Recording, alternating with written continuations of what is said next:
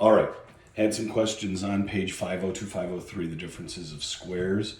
Looks a little different, looks a little goofy, but it's exactly the same work that what we just did. Oh, I just got an email. Cool. It's very similar to what we just did. We've got to set it up like a quadratic. We've got things on both sides of the equal sign. We don't want stuff split apart. We want it equal to 0. It's not going to do me any good to move the 25x squared to the other side. Now we've got a negative 25x squared. We don't want the exponential value to have the negative sign. So it's just moving the 100 over to this side.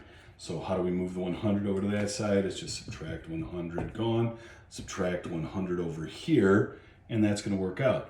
This side will be equal to 0 because 100 minus 100 is 0.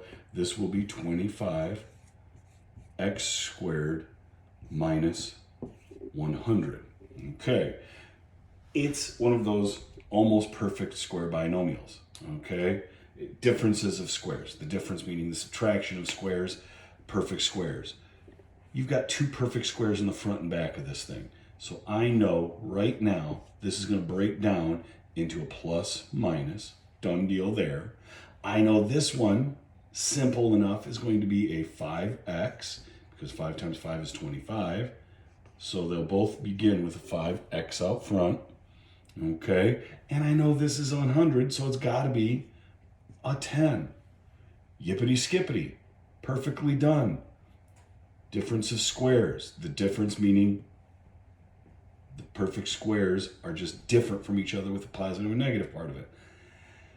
Not done yet. Okay, remember, it equals 0. That means this part, 5x plus 10 equals 0. And then we've got this part, 5x minus 10 equals 0. Each part of the two binomials are equal crap to 0. Okay, I just dropped the marker on white carpet. Not good. Wife's going to kill me. All right.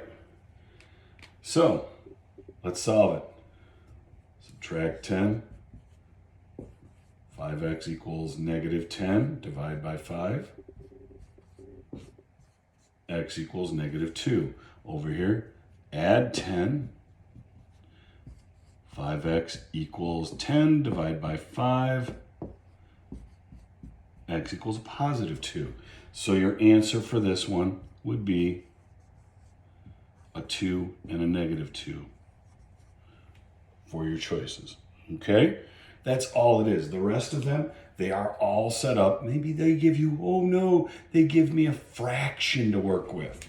Okay? Let's flip-flop this and look at the fraction problem from like number, I think it's 51-ish. 51 says 4y squared minus 9/16. 4y squared minus 9/16. Okay, it's already done for us. 4y squared minus 9/16 is equal to 0. They've already set it up into a quadratic by making it equal to 0 here. 4 perfect square, it's minus, which is good. 9 and 16, people. They're both perfect squares. So I know this is going to make 2 perfects here. It's going to be plus. It's going to be minus. It's going to be 4. Oops, sorry. No, it's not. It's going to be a 2y here and a 2y there. Now the 9/16 part of it. Oopsie, I'm a little bit off the camera. Let's do that. There we go. Now the 9/16 part of it, it's plus and minus. What makes 9? 3. What makes 16? 4. And those are your 2.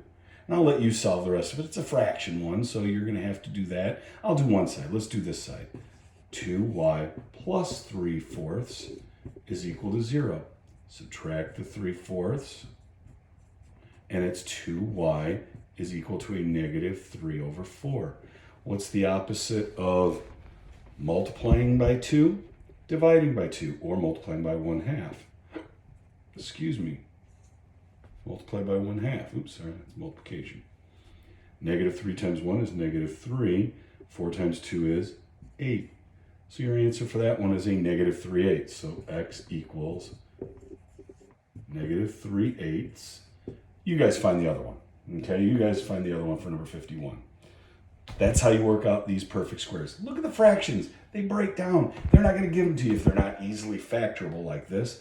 Okay? If you have any other questions, don't hesitate to give me an email and call. Ooh, hopefully that wasn't in the way. Talk to you later.